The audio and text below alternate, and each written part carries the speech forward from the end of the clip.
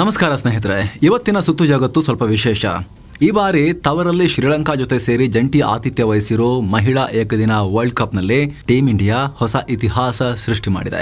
Australia ವಿರುದ್ಧ ಎರಡನೇ ಸೆಮಿಫೈನಲ್ನಲ್ಲಿ 338 ರನ್ ಚೇಸ್ ಮಾಡಿ 5 ವಿಕೆಟ್ಗಳಿಂದ ಜಯ ಗಳಿಸಿ ಫೈನಲ್ಗೆ ಗ್ರ್ಯಾಂಡ್ ಎಂಟ್ರಿ ಕೊಟ್ಟಿದೆ.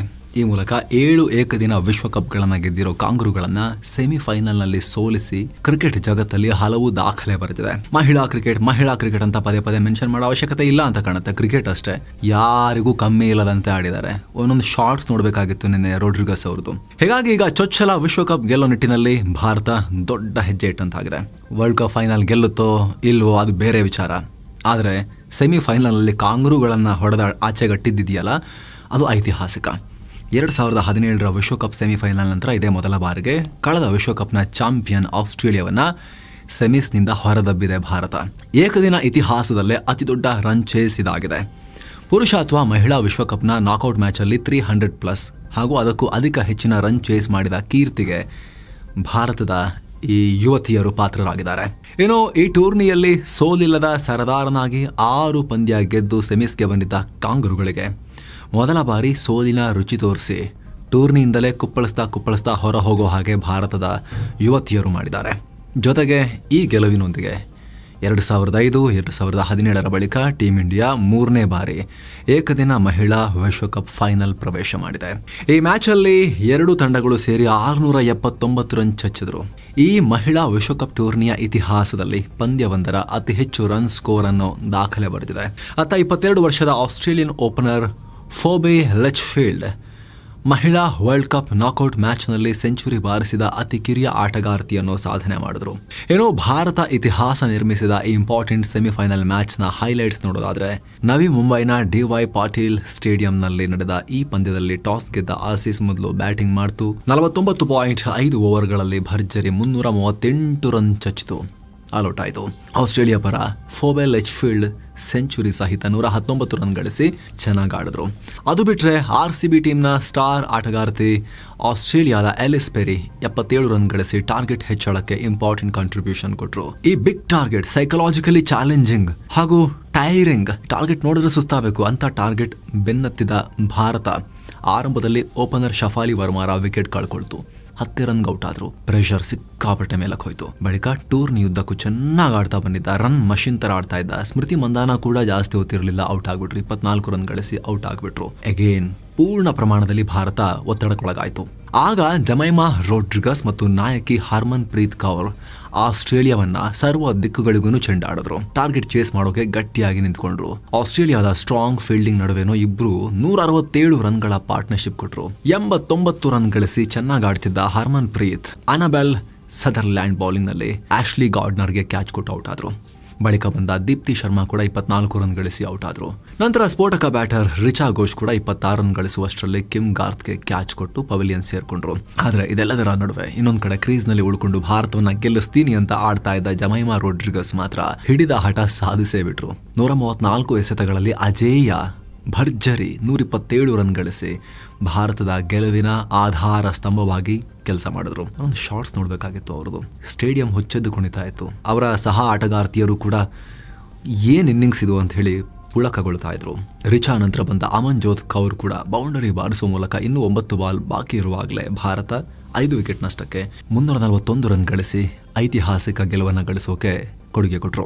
ಭಾರತದ ಪರ ಅತ್ಯದ್ಭುತ ಆಟ ಆಡಿದ ಜಮೈಮಾ ರೋಡ್ರಿಗಸ್ ಪಂದ್ಯ ಶ್ರೇಷ್ಠ ಪ್ರಶಸ್ತಿಗೆ ಪಾತ್ರರಾದರು.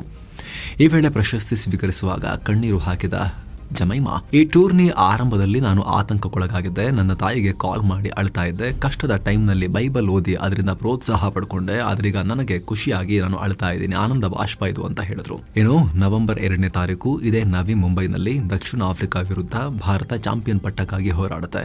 ಆ ಪಂದ್ಯದಲ್ಲೂ ಜಮೈಮಾ ಸೇರಿದ ಹಾಗೆ ಭಾರತದ ಆಟಗಾರ್ತಿಯರು ಚೆನ್ನಾಗಾಡ್ಲಿ, ದೇಶಕ್ಕೆ ಮೊದಲ ಮಹಿಳಾ ಏಕದಿನ ವರ್ಲ್ಡ್ ಕಪ್ ಅನ್ನ ತಂದು ಕೊಡ್ಲಿ ಅಂತ ನಾವು ಹಾರೈಸೋಣ.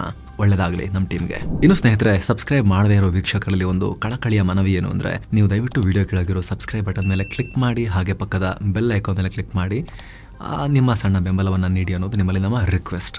ಬನ್ನಿ ಕಂಟಿನ್ಯೂ ಮಾಡೋಣ. ಪಾಕಿಸ್ತಾನ ಮತ್ತು ಅಫ್ಘಾನಿಸ್ತಾನ ನಡುವೆ ಸಂಬಂಧದಲ್ಲಿ ಬಿರುಕು ಮೂಡೋದು ಜಾಸ್ತಿ ಆಗಿದೆ. ಬಿರುಕು ಮೂಡೋದೇನು ಬಿಟ್ಟಿತ್ತು, ಅದೀಗ ದೊಡ್ಡ ಆಗ್ತಿದೆ. ಒಬ್ರಿಗೊಬ್ರು ನೇರ ಬೆದರಿಕೆ ಹಾಕ್ತಿದ್ದಾರೆ. ಇದೀಗ ಅಫ್ಘಾನ್ ಆಂತರಿಕ ಸಚಿವ ಸಿರಾಜುದ್ದೀನ್ ಹಕ್ಕಾನಿ ಪಾಕಿಸ್ತಾನಕ್ಕೆ ದೊಡ್ಡ ವಾರ್ನಿಂಗ್ ಕೊಟ್ಟಿದ್ದಾರೆ. ನಮ್ಮ ತಾಳ್ಮೆ ಪರೀಕ್ಷೆ ಮಾಡಬೇಡಿ, ನಿಮ್ಮನ್ನು ಕುಟ್ಟಿ ಪುಡಿ ಮಾಡ್ತೀವಿ ಅಂತ ಹೆದರಿಸಿದ್ದಾರೆ. ಇವೆಂಟ್ ಒಂದರಲ್ಲಿ ಮಾತನಾಡಿದ ಹಕ್ಕಾನಿ, ಅಫ್ಘಾನಿಸ್ತಾನದಲ್ಲಿ ಸಾಕಷ್ಟು ಆಂತರಿಕ ಸಮಸ್ಯೆಗಳಿವೆ, ಆದರೆ ವಿದೇಶಿ ಶಕ್ತಿಗಳು ನಮ್ಮ ಮೇಲೆ ಆಕ್ರಮಣ ಮಾಡೋಕ್ಕೆ ಬಂದರೆ ಅಫ್ಘಾನಿಗಳು ಒಟ್ಟಾಗ್ತಾರೆ. ಆದರೆ ಪಾಕಿಸ್ತಾನ ಯಾವಾಗಲೂ ತನ್ನ ಇಂಟರ್ನಲ್ ಸಮಸ್ಯೆಗಳನ್ನು ಅಫ್ಘಾನಿಸ್ತಾನ ಕಡೆಗೆ ಪುಷ್ ಮಾಡೋಕ್ಕೆ ಪ್ರಯತ್ನ ಪಡುತ್ತೆ. ನೀವು ಹೀಗೆ ನಿಮ್ಮ ಸಮಸ್ಯೆಗಳನ್ನು ತಂದು ನಮ್ಮ ಹತ್ರ ತಂದು ಇಲ್ಲಿ ಗೊಂದಲ ಸೃಷ್ಟಿಸೋಕೆ ನೋಡಿದ್ರೆ ನಾವು ಸುಮ್ಮನೆ ಇರೋದಿಲ್ಲ.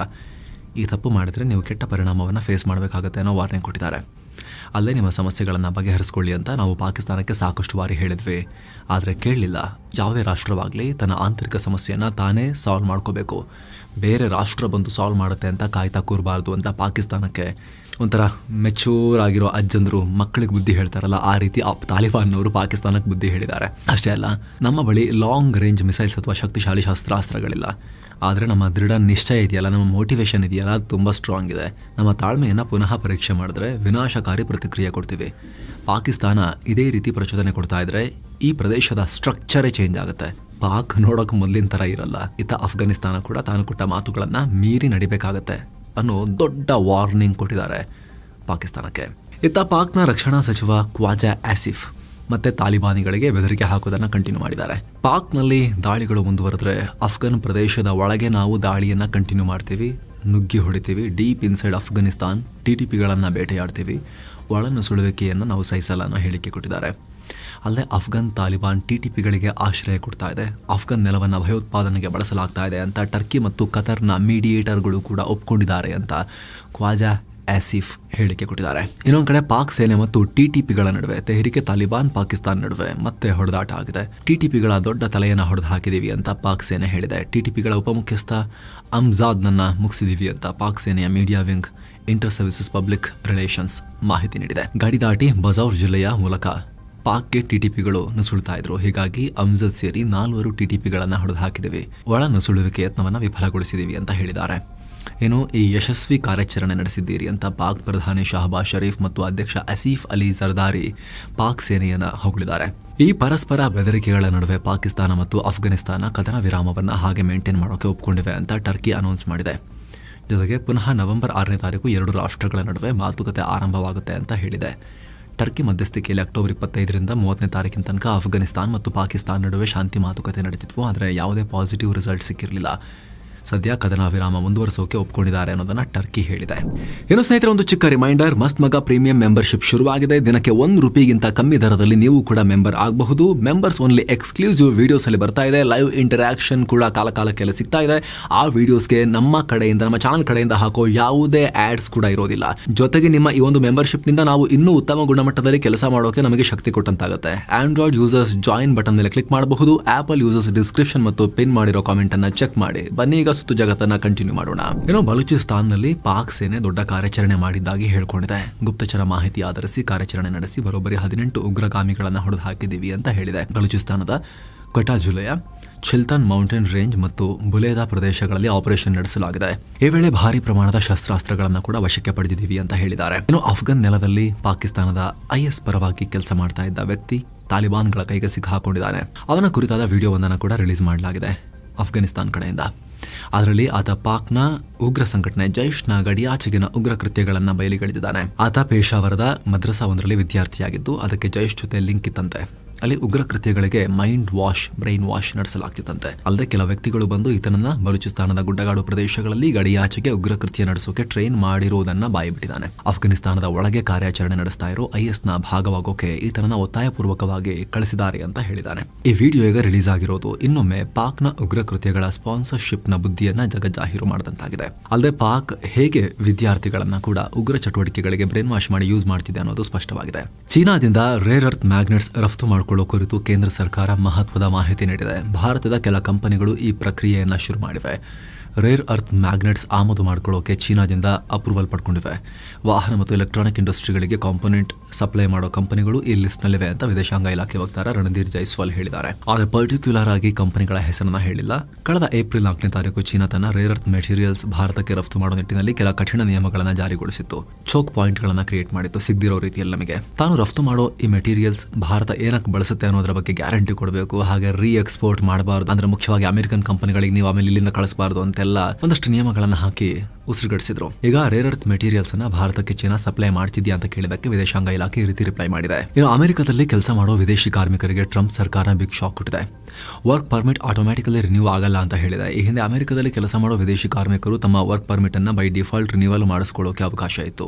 ಅರ್ಜಿ ಹಾಕಿದ್ರೆ ಸಾಕು ಆಟೋ ರಿನ್ಯೂವಲ್ ಆಗ್ತಾ ಇತ್ತು. ಆದ್ರೆ ಈಗ ಆ ನಿಯಮವನ್ನ ಅಮೆರಿಕದ ಹೋಮ್ಲ್ಯಾಂಡ್ ಸೆಕ್ಯೂರಿಟಿ DHS ತೆಗೆದುಹಾಕಿದೆ. ಅಕ್ಟೋಬರ್ 30ರಿಂದಲೇ ಈ ಆದೇಶ ಜಾರಿಗೆ ಬಂದಿದೆ.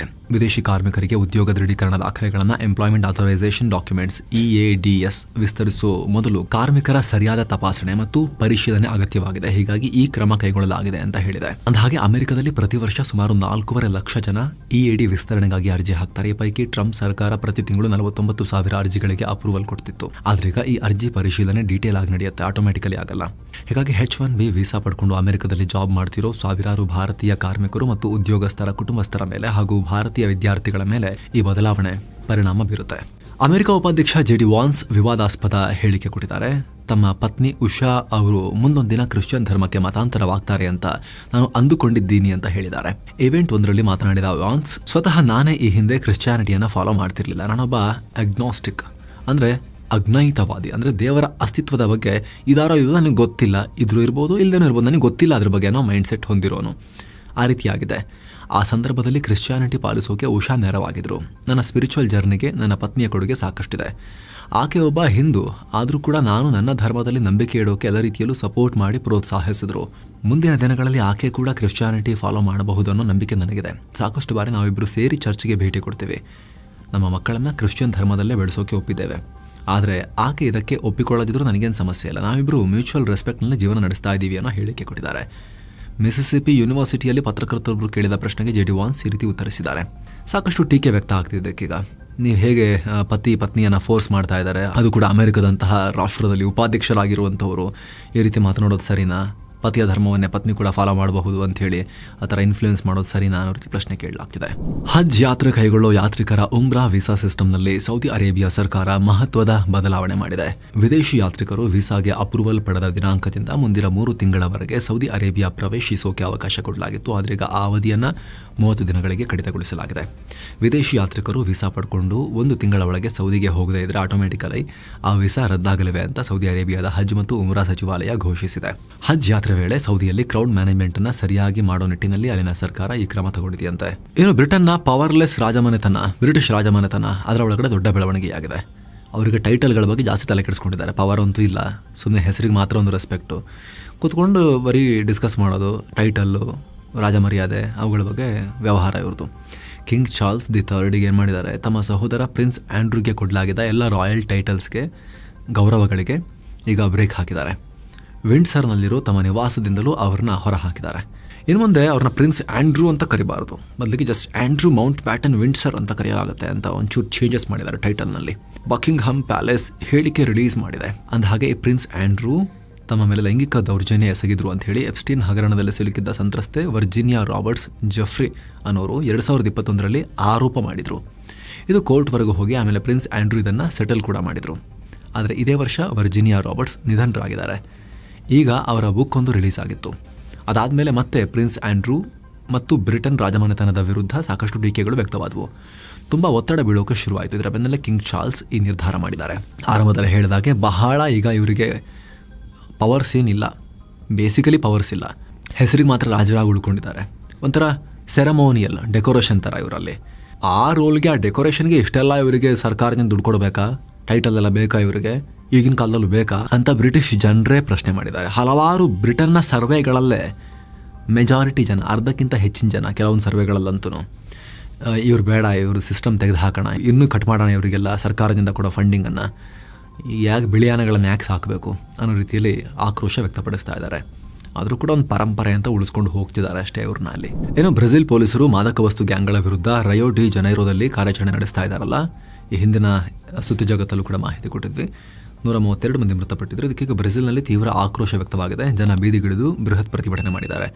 ರಯೋ ಡಿ ಜನೈರೋ ಗವರ್ನರ್ ಅಧಿಕಾರದಿಂದ ತೆಗೆದು ಹಾಕಿ ಅಂತ ಡಿಮಾಂಡ್ ಮಾಡಿದ್ದಾರೆ. ಸ್ಲಮ್ನಲ್ಲಿ ವಾಸಿಸೋ ಜನರು ಬ್ರೆಜಿಲ್ ಸರ್ಕಾರದ ಹೆಡ್ ಕ್ವಾರ್ಟರ್ಸ್ ಮುಂದೆ ಸೇರಿ ಹಂತಕರು ಅಂತ ಕಿರ್ಚಾಡಿದ್ದಾರೆ. ರೆಡ್ ಪೇಂಟ್ ಬಳಿದಿರೋ ಬ್ರೆಜಿಲ್ ಧ್ವಜವನ್ನು ಕೂಡ ಹಿಡಿದು ಪ್ರತಿಭಟಿಸಿದ್ದಾರೆ. ಸೊ ಫ್ರೆಂಡ್ಸ್, ಇದಾಗಿತ್ತು ಇವತ್ತಿನ ಜಗತ್ತಿನ ಸುತ್ತಾಟ. Thank you so much. ಆಗಲೇ ಹೇಳಿದ ಮಸ್ತ್ ಮಗ ಪ್ರೀಮಿಯಂ ಮೆಂಬರ್ಶಿಪ್ನಲ್ಲಿ ಆಸಕ್ತಿ ಇದ್ದರೆ ಸ್ನೇಹಿತರೆ ನೀವು ಅದನ್ನು ಕನ್ಸಿಡರ್ ಮಾಡ್ಬೋದು. ನಮಸ್ತೆ ಸ್ನೇಹಿತರೆ.